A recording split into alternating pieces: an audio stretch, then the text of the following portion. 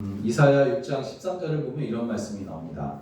밤나무, 상수리 나무가 배임을 당하여도 그 그루터기는 남아있는 것 같이 거룩한 씨가 이 땅의 그루터기니라 하는 말씀인데, 이 그루터기는 나무가 베어지고 남은 것이어서 볼품이 없어 보이지만 뿌리를 땅에 내리고 있기 때문에 언젠가는 이제 열매를 맺으며 또 온갖 새들이 쉬는 큰 나무로 자라나게 되어 있습니다.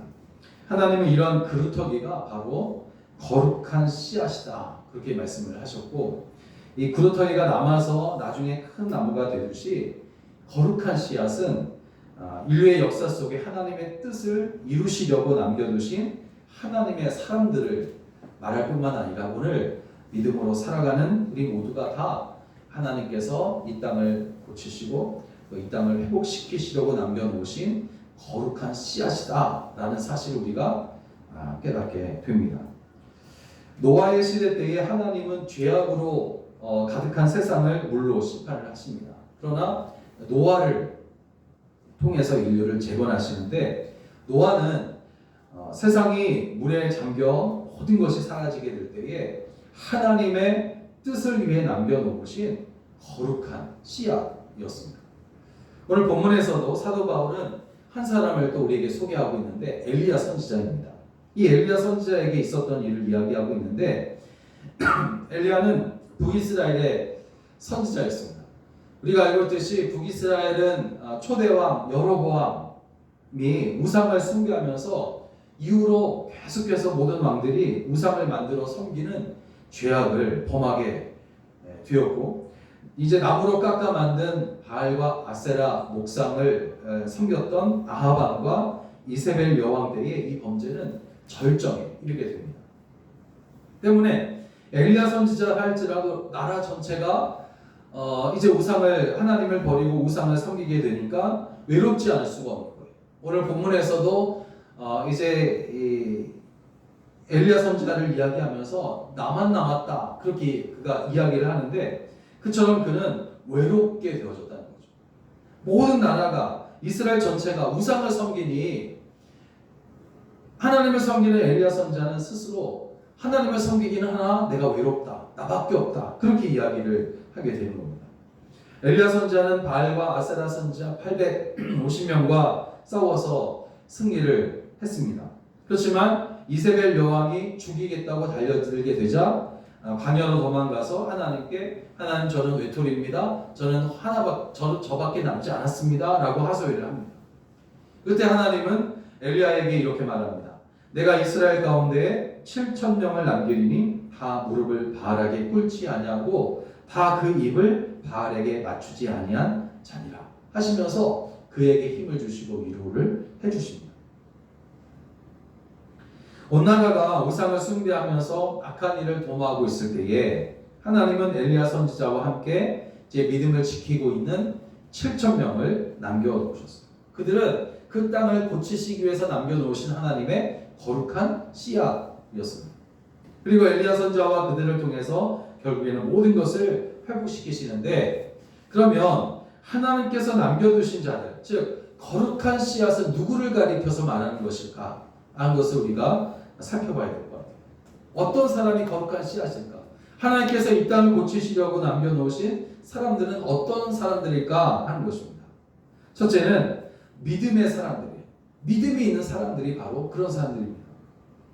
외톨이라고 말하는 엘리야 선지자에게 하나님은 내가 바알에게 무릎을 꿇지 아니한 사람 7,000명을 남겨두었다라고 하셨습니다. 이것이 엘리야에게 얼마나 큰 위로가 될 수 있었겠어요. 자신밖에 남아있지 않다고 생각했는데 하나님께서 이렇게 말씀해 주시고 실제로 7,000명이나 되는 사람이 믿음을 지키며 살고 있다는 사실을 그가 하나님으로부터 들을 때 그의 마음은 얼마나 힘이 됐겠습니까? 위로가 됐겠냐는 말이죠. 여러분, 하나님은 바알에게 무릎을 꿇지 않은 7,000명을 남겨놓으셨습니다. 그런데 여러분, 이 말씀 속에서 우리가 깨닫게 되는 것이 있습니다. 그것은 상당히 중요한 이제 말씀인데, 그들은 모두가 7,000명은 모두가 스스로 믿음을 지키고 있었던, 자기 스스로 자기의 능력으로 믿음을 지키고 있었던 사람이 아니라 믿음을 잃어버릴 수 있었던 그 시대에 우상을 숭배하는 영적 간음죄가 유행하고 있었을 때에 하나님께서 그들의 믿음을 지켜주셨고 그 신앙을 지켜주신 사람들이 바로 7,000명이나 되었다라는 것입니다. 다시 말하면 내가 내 스스로 믿음을 지킨 것이 아니라 내 의지대로 지킨 것이 아니라 하나님께서 지켜주셨다는 거죠. 하나님께서 보호해 주셨다는 것입니다. 그러니까 결국 스스로 세상에 대해서 방패가 되고 바위가 되고 강한 산성이 되어서 막 그렇게 살아간 것이 아니라 다윗의 고백처럼 하나님이 방패가 되어주셨고 하나님이 나의 피할 바위가 되어주셨고 하나님이 강한 산성이 되어주셨기 때문에 믿음을 지킬 수가 있었다는 것이지 하나님이 지켜주시지 않으셨다면 믿음을 잃어버렸다는 것입니다. 우상을 숭배하는 것이 유행하던 그 시대에 이 신앙을 지키는 것이 얼마나 힘들었냐면 그럼에도 하나님이 지켜주셨기 때문에 하나님께서 믿음을 굳건히 붙잡아 주셨기 때문에 이렇게 믿음을 지키며 살 수 있었다 하는 것입니다. 그런 사람들이 바로 7,000명이나 있었다는 것입니다. 하나님 우리가 믿음을 잃지 않도록 약해지지 않도록 지켜주시는 줄로 믿습니다. 시편 121편에 이스라엘을 지키는 자는 졸지도 주무시지도 아니하신다 그렇게 말씀하셨습니다. 또 시편 17편에는 나를 눈동자같이 지키시고 나를 날개 아래 주의 날개의 그늘 아래 감추신다라고 말씀하십니다. 그러니까 주님께서 우리를 감추어 주시는 거예요. 주께서 우리를 지켜주신 겁니다. 여러분 그런데 손바닥도 부딪혀야 소리가 나는 것처럼 하나님이 우리에게 이렇게 큰 관심을 쏟으시는 만큼 우리도 역시 하나님께 관심을 가지며 살아가야 하지 않겠느냐 하는 것이에요. 사람들은 어떻게 하면 다른 사람들의 관심을 끌 것인가 막 고민하면서 연구하고 온갖 방법을 다 동원해서 그렇게 하려고 하지만 하나님은 우리가 하나님께 관심을 끌기 위해서 우리에게 큰 것을 원하지 않으십니다. 많은 물질이나 어떤 대단한 아부를 원하지 않으십니다. 하나님은 우리에게 단 한 가지를 원하시는데 그것은 바로 주를 향한 믿음입니다. 마태복음 8장을 보면 중풍병으로 집에 누워서 몹시 괴로워하고 있는 종을 위해서 예수님을 찾아온 어느 한 백부장이 있습니다. 이 백부장은 100명의 군사를 통솔할 수 있는 사람이 백부장이니까 얼마나 힘이 많이 강했겠어요. 이 백부장의 믿음을 보시고 이제 예수님께서 중풍병으로 집에 넣어 곱시 고생하고 있는 그 종을 살려주신 거예요. 12해 동안이나 혈루병으로 고생하던 여인이 고침받을 수 있었던 것은 뭐 때문에 그러냐면 그가 예수님의 옷을 내가 옷자락만 만져도 나음을 얻을 것이다 라는 그런 믿음이 이 여인에게 있었단 말이에요. 그래서 예수님께서 돌이켜 그를 보시며 이르시되 뭐라고 말씀하시냐면 따라 내 믿음이 너를 구원하였다 그렇게 말씀하셨어요. 사도 바울 로마서 1장 17절에 복음에는 하나님의 의가 나타나서 믿음으로 믿음에 이르게 하나니 기록된 바 오직 의인은 믿음으로 말미암아 살리라 함과 같다. 여러분 하나님은 우리에게 각별한 관심을 가지고 계십니다. 그리고 그 자격 조건이 뭐냐면 믿음이에요. 그러므로 하나님을 향한 믿음이 약해지지 않도록 우리는 항상 주의해야 할 줄로 믿습니다. 신명기 5장 32절에 그런즉 너희 하나님 여호와께서 너희에게 명령하신 대로 너희는 삼가 행하여 좌로나 우로나 치우치지 말라. 끝까지 믿음을 지키며 다른 곳에 한눈 팔지 말라. 그런 말씀 아니겠습니까? 그러므로 이 말씀대로 하나님을 온전히 신뢰하시고 주님을 온전히 믿으며 그렇게 살아가시기를 주의 이름으로 부탁을 드립니다. 여러분 하나님의 관심 속에 있는 것이 얼마나 큰 특권이냐 이거죠. 하나님의 관심 속에 있을 때에 하나님은 우리의 필요한 것을 채우시는 분이십니다. 또 하나님의 관심 속에 있을 때에 위험한 곳에서도 우리를 안전하게 하십니다. 불안한 세상에서 우리를 평안하게 하셔요. 하나님의 관심 속에 있을 때에 가는 길이 평탄하고 누구도 우리를 해하지 못하게 하십니다. 그러므로 이런 믿음의 사람이 되어서 하나님이 이런 각별한 관심을 받으며 이러면 살아가게 되시기를 주의 이름으로 축원합니다. 두 번째로 함께 하나님께서 남겨두신 사람은 어떤 사람이냐면 하나님의 성전에 사는 사람을 말합니다. 하나님의 성전에 이불을 깔고 펴서 누워서 자고 먹고 자고 하는 것이 그런 게 아닙니다. 하나님의 성전에 산다는 것은 하나님의 성전을 중심으로 사는 사람을 하나님께서 이 땅을 고치시게 남겨놓으신 거룩한 씨앗으로 삼으신다는 거죠. 엘리야 시대에 이스라엘 백성들은 하나님을 떠나서 발과 아세라 목상을 섬기는 영적 간음죄를 짓고 있었고, 그 간음죄는 하나님을 두려워하지 않는 데서 비롯된 것이었어요. 하나님을 두려워하지 않는 겁니다. 그들은 하나님을 대적하는 죄를 정말 아무렇지도 않게 행하는 그런 사람들이었어요. 그래서 하나님은 엘리야 선지자를 보내셔서 바알과 아세라 목상을 섬기는 선지자 850명과 싸우게 하셨는데, 850명과 싸웠다고 해서 그들만이 아니라 이스라엘 전체 아합과 이세벨 여왕과 싸웠다는 거예요. 850명만이 아닙니다. 더 많은 사람들과 싸운 거예요. 엘리야 선지자. 이스라엘 전체와 싸운 겁니다. 그렇지만 누가 보더라도 이 850명을 상대하는 엘리야 선지자의 모습은 그냥 계란으로 바위치기와 같은 것이 분명하단 말이에요. 그렇지만 만 가지 기세등등한 거짓말이 하나의 진리를 당해내지 못한다라는 것을 우리 하나님은 엘리야 선지자를 통해서 우리에게 보여주시고 있어요. 그러나 큰 기적을 체험한 엘리야 선지자가 어떻게 합니까? 엘리야 여왕의 위협을 받아서 광야로 도망치게 됩니다. 도망해서 모든 자신감을 다 잃고 쓰러져 있을 때 하나님은 그에게 내가 바알에게 무릎 꿇지 않은 7,000명을 남겨두었다 하면서 혼자라고 생각하며 낙심하고 있던 엘리야를 위로하시는 거예요.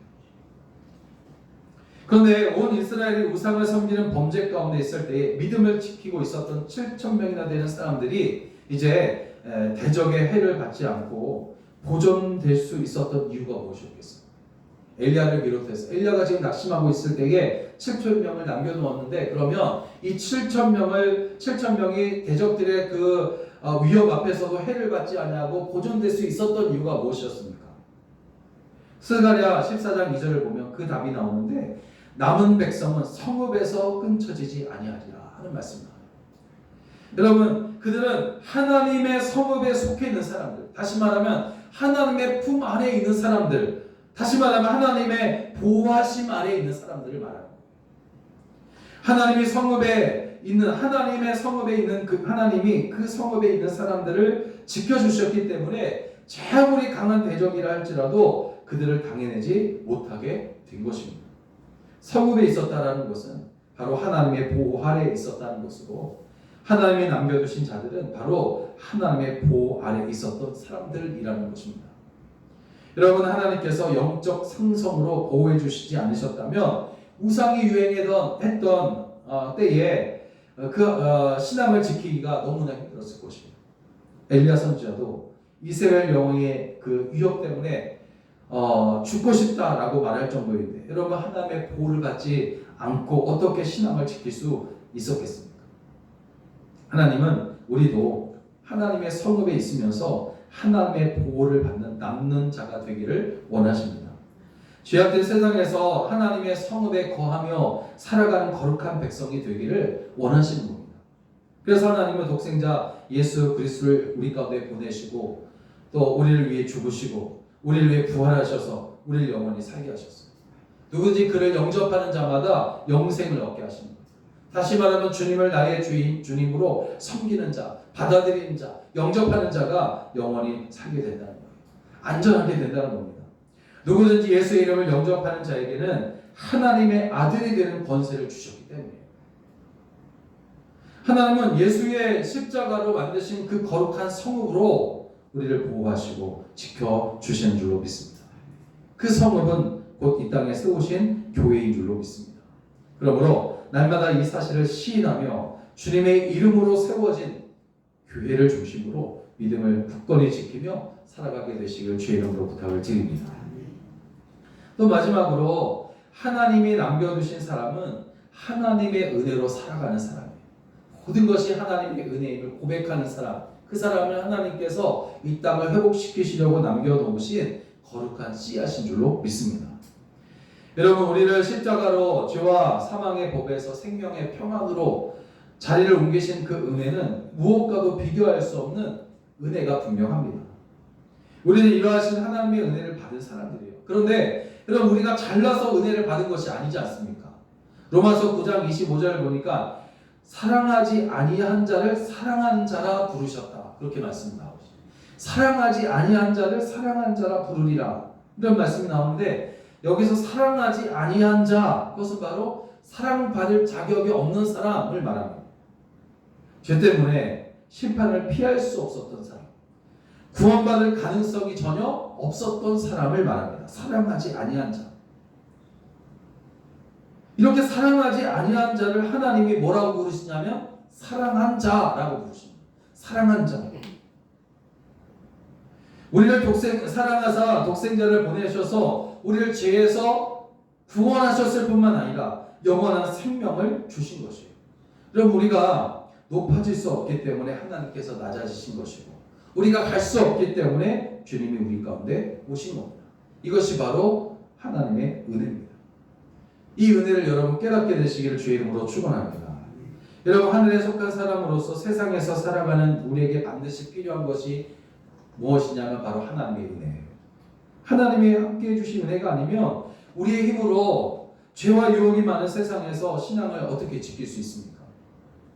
하나님의 크고 강하신 팔로 우리를 지켜주셔야만 우리가 신앙을 지킬 수 있는 것이고, 또 하나님의 남겨주신 자가 되어서 거룩한 씨앗으로 정말 세상을 회복시키는 일에 쓰임받게 될 줄로 믿습니다. 캔들러라는 사람은 알코올 중독자였는데 하루는 집에 들어오니까 아내가 울며 기도합니다.